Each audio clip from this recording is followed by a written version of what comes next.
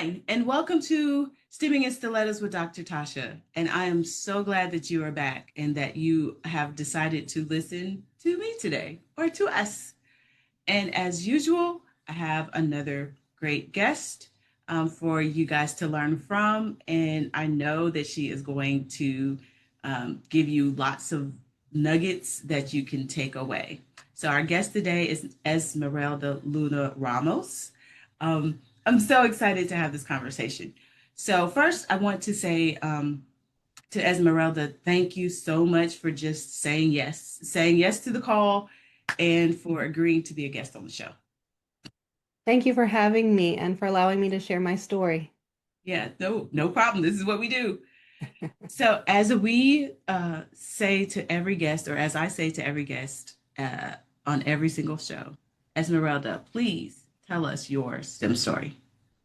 Absolutely. Well, my STEM story starts with my two parents. My mother and my father both have degrees in the sciences. My Mm. father has a PhD in soil science, and my mother has a bachelor's in biology. So growing up, I saw textbooks at home. It was very common to just hear a story about a particular experiment what my dad was doing. So for me, growing up, I was in a STEM world. And so by the time it came to decide what did I want to study, at the time I really liked chemistry. So I remember in high school, we would do all the cool labs, and there Yeah. was one particular one where I was just so excited. It was a calorimetry lab, and we were doing mixing various chemicals, and I just thought it was the best thing ever. So naturally, I thought I want to study chemistry. And one day, my dad had arranged for me to have some talks with the department heads at North Carolina State University. And the first person I talked to was the department head of the chemistry department, naturally, because that's what I thought I wanted to study. Yeah. And as we were having the conversation, he asked me, so, what would you like to do? And I said, well, at the time I thought pharmacy seems like a good choice. That seems like something that someone with a chemistry background would have. Right. And as we finished our conversation, he said, you might want to consider talking to the department head of the chemical engineering department. And up until this point, just engineering was not something that I had considered. I strictly thought, I should focus on like the core sciences and I would do well. And he said, everything that you've told me, your interests and how you enjoy math and just, problem solving, he says, you might want to talk to that department head and see what you think. And so a couple weeks later, sure enough, I was sitting outside of this person's door. And I Yeah. remember the professor had this nice board, and there were all kinds of pictures. There were these little people that were going down what looked like slides, and there were these towers.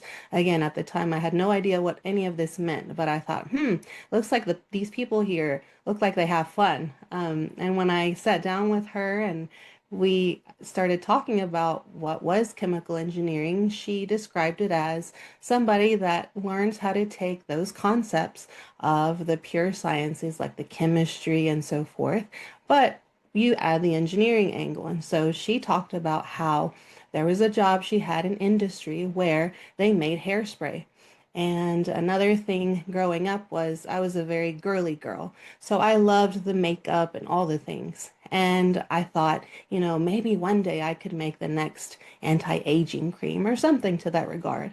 And so when she mentioned a place where she worked, where she made ingredients that made hairspray, and then I said, so, do you think with this type of degree I could work at some place where they make makeup? And she said, yeah, absolutely. And I said, okay, sold. So I left that conversation with a syllabus in hand.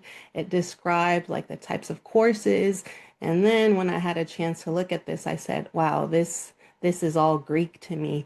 There's words here that I've never seen.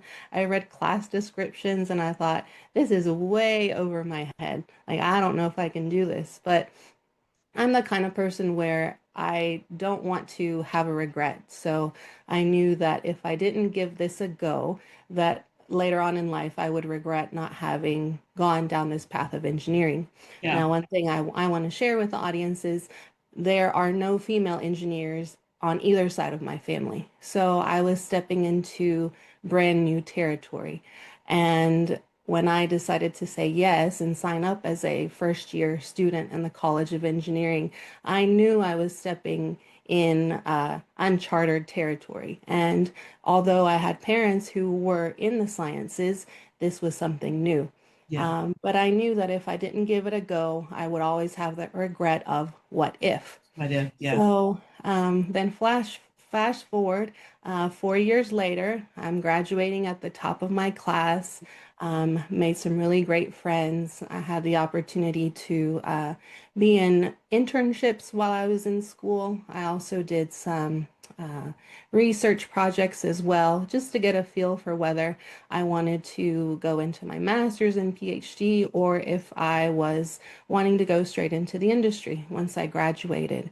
And thanks to those experiences, I decided that going into industry straight out of school was the path for me. And my generation was my class. I was the class of 2009. And if you recall, that's when we had the big recession and tons of people lost their jobs. Hmm. It's a bad time economically. And in my case, a lot of my classmates had their offers taken back. So they Hmm. were Wow. thinking they were going to go work someplace full Yeah. time, and it turned out, nope, that was not the case. Wow. Fortunately for me, I had had two offers, and I actually had the privilege back then to be able to turn down one of them. Mm. And the company that I ended up saying yes to was the same company that I had interned for the summer prior to my senior year um, at NC State. And I was with that company for 15 years. I Wow. did all kinds of roles, everything from your traditional process engineering, where I actually had my textbooks in my office and I used them as references when I was solving problems on various Yep. projects, large and small.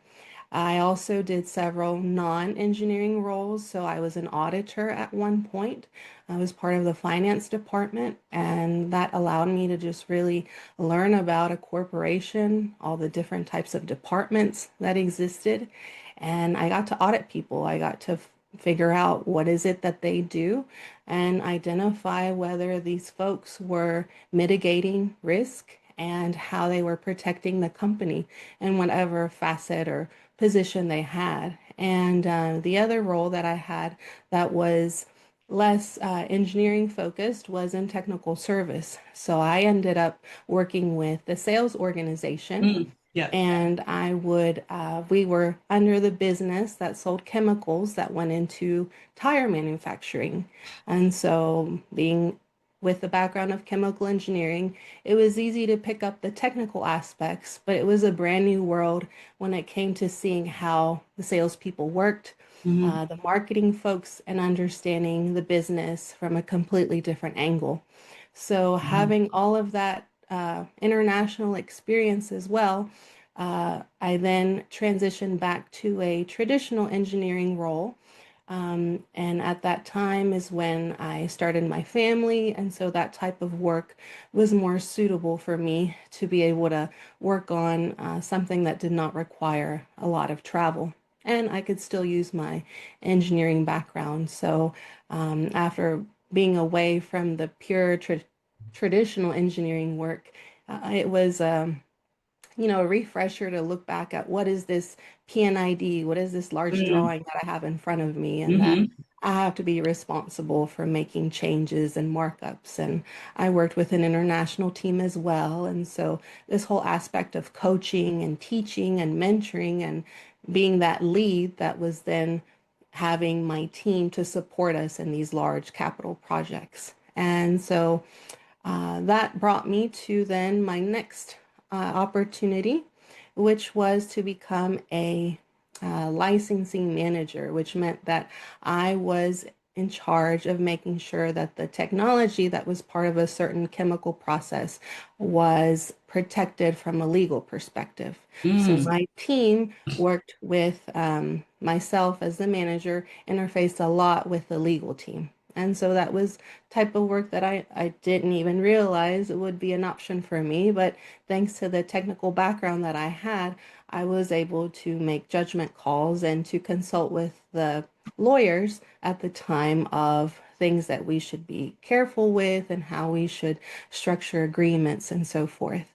And this came around the time when this was during the time of COVID. Mm, A lot of childcare options and all of those things kind of shut down. And so, where I live in a small town, that left me a few options. And so, unfortunately, due to this inflexibility of not having a lot of childcare options, and then combined with the return to work to the office hmm. mandates that we had, I was put in a position of can I even continue to work because I don't have adequate childcare. Yeah. And so in 2023, I made the tough decision to step away from the workforce and to become a full-time caregiver. And I've been doing that since then. And also, during this time of transition, I started to reflect on what's next for me Hmm. because, as I've shared, it was a very successful career. There were a lot of challenges, but overall, I feel very happy and very proud of all the experiences that I had working in industry. And now thinking, well, what's next in this particular season of life as a mom? Yeah. And I founded my organization, New Horizon Moms, in 2024, that is serving moms like me who came from a high-paced, very demanding role, but one where these women were also working hard to grow in their careers, and that now they too are stepping back from the workforce. And how can they find meaning in their life? How can they find what is that next project I want to work on? Or when I do want to return to the workforce, what is that going to look like for me? So that's where I Wow. am today. Wow. That is, I will say that I feel like that's an amazing story, but I'm also, however, I will say that like I always tell people that like no career is linear. It's like it takes all of these twists and turns and topsy turvy, and Mhm. it's like you end up in places you're like, now, and how did I get here again? You know? Yeah. So, okay, I have a couple of questions. I would like for you to clarify what a PNID is for our listeners. Yes. I actually did this work developing PNIDs as a mechanical engineer. So from that perspective, but our viewers and our listeners are not going to know what that is. Some of them are not going to know what that is. Yeah, so a PNID stands for a process and instrumentation diagram. So think of it as a picture that's helping you to understand what you see out in a chemical field. Yeah. So yeah, so we when we would do it, that's it. So you think, okay, the chemical's going to go through this piece of equipment. These Hmm. things are going to happen to it. It's going to go into the next, whether that's a pipe or whatever else. Yeah. It's just a visual for the process that the whatever the thing is going to go through. It is super super important, especially in the line of work that Esmeralda was doing. Is super super important for a myriad of different reasons. So all right. So also, I want to ask a couple of questions about, if you can. So Mhm. what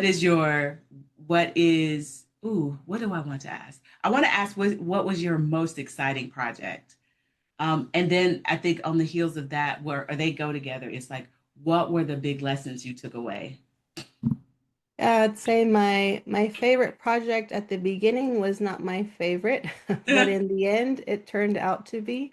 Yeah. This was when I was in tech service, so technical service. Hmm. We had a situation where one of our manufacturing plants had some quality issues, and so as a result, this product had gone to one of our customers, and it resulted in a big headache, Oh no. essentially, and we were at risk for losing business. Hmm. This client used to be was outside of the U.S., so it required translation services in addition to all of the troubleshooting I had to do with the client and with my support from the technical team at my home base at the time. It was a very dynamic situation where not only did we have to provide excellent customer service to assure our customer, we're going to fix this for you and we're going to make it right. Then number two was managing just the people that I met on the ground of how they were just frustrated, angry, and you're coming in being the representative of your company. And, there's a lot riding on Yeah. you and expectations on both sides. And so being put in that position of, I'm here to make a difference, both for the customer and also to recuperate this relationship with this customer who Mhm. was going to walk away and we were going to lose a significant amount of business from this particular customer. So while in the beginning it was not my favorite project, but I will say, thinking back on all of the projects I've had, that is the one that I enjoyed the most because not only was I able to build relationships with those people at the plant from a different company, a different culture, even a different language, but even from there, I was able to then offer them a particular training as a thank you to their staff for allowing us to fix the problem, to mend the relationship. And so this became like a highlight for my career in that role, where what could have ended on a sour note actually reopened the doors and even allowed us to gain new business. So that memory in particular sticks out for me. Oh, I love that for you. I love it when, I mean, but I feel like in the sense of like that's what engineers do in the grand Yes. scheme of things, whether it's mechanical or electrical or chemical or whatever, we are or we have learned and developed how to problem solve in real time, right? Mm-hmm. And so, and then we can also, I feel relatively good about saying that as an engineer, you can look at whatever and you can say, okay, this might be the bottleneck or this might be the Yeah. a problem area. So let's and I always tell people, I said, I'm always like, okay, so this is what we've decided we're going to do. What would be the plan B? And they're like, we don't need a plan B. And I'm like, but we might. Yeah. So I'm Yeah. always like, okay, so what is our plan B? Like we're gonna go with plan A for sure. Because we've discussed it, the pros and the cons, all of the things, but just in case, Mm-hmm. what are our other options? So Yes. so it's a way, I always tell people it is a way of thinking and a way of, well, at this point, it's a way of being that Yes. serves you in other areas as well. Yes, yes, and especially when you're working with somebody that is not part of your company culture, that they just see things differently in general, and you have to put yourself in their shoes and understand, okay, the way I may have communicated something in my organization, it may not come away, the same way Yeah, as this other person. And even if it's in a different language, that's a whole nother layer of complexity. yeah. So we can find commonalities in the technical terms, but when you're talking, you're dealing with people and they have their certain biases and so forth. That's even another level of problem solving as well, to keep in mind. No, I think that's so accurate and so true. And part of the beauty of work, like when you're working with other people, right? People are people. Yeah. You're right. And so we all show up with our own set of whatevers, right? Whether that's Hmm. preferences, biases, and the like. And Yes. then in any given situation, um, we may be in a space where the problem that we're solving or the situation that we're there for, because it may not be a problem, Yeah. could be looked at differently. And so how do we deal with that, right? And still bring our Hmm. full whole selves, into the room, right? Our skill set and our knowledge and our experience, in a way that you can be heard. Yeah. Yes. Absolutely. Yes. Okay, so then what was, I guess, the opposite? Like, what was that project? You're just like, this is never ending, and I wish I'd never, like, what was Hmm. that one? Hmm. Yeah, there were a couple of those. Right. I think several of those I kind of just blocked out of my mind because there were so many, No, but no harm if you do not want to revisit. Because I get it. It's like, and what I've learned, what I've come to learn is like, well, I'll just say this. For me, the ones that I remember that I'm like, it really wasn't the people. So, for the most part, hmm because like I understood them, but it yeah. was just all of these challenges that kept popping up, and you're just like, hmm what is happening? Yes, yes. Yeah, I think when it's something that, like, I remember when COVID came around and just how that impacted a lot of the things we were waiting to receive for a big capital project. Hmm, hmm. And, we had done our best to line up the project schedule and the resources, and everybody was on the same page. But then you get all these, wrenches thrown into the timeline. And it was like, you wanted to finish this on time, but we didn't expect that supply chain was going to be down and that we couldn't get this critical piece of equipment here on time. And that was how the project scope was dependent on that piece being installed first so you could get the other, equipment and piping and all the things connected. So I think that a lot of it was, it's what's outside of your control and how can you best manage when that happens. Yes. Yes, you hit it right on the head. It's just like these are the things that I can control, these are the things that I hmm cannot control. And Yeah. right now it seems like there's a lot more of the things that I cannot control that's controlling this project. So, Yes, yes. I totally get that. Can you give us some of the things that maybe one or two of the things that you learned from one or two of those projects? For things that are outside of our control, Mm-hmm. I learned that you have to make the best decisions with the information that you have. There can be times where you're trying to figure out, oh, but if I take this route, I might make a mistake. And sometimes you just have to go for it because otherwise you're either holding up a project or you're not providing a solution that's needed from you. And sometimes you just got to take the 80%. I remember one manager that I worked with said, we're not looking for the Cadillac version right now. We need 80%, an 80% solution to keep us moving forward. And that's what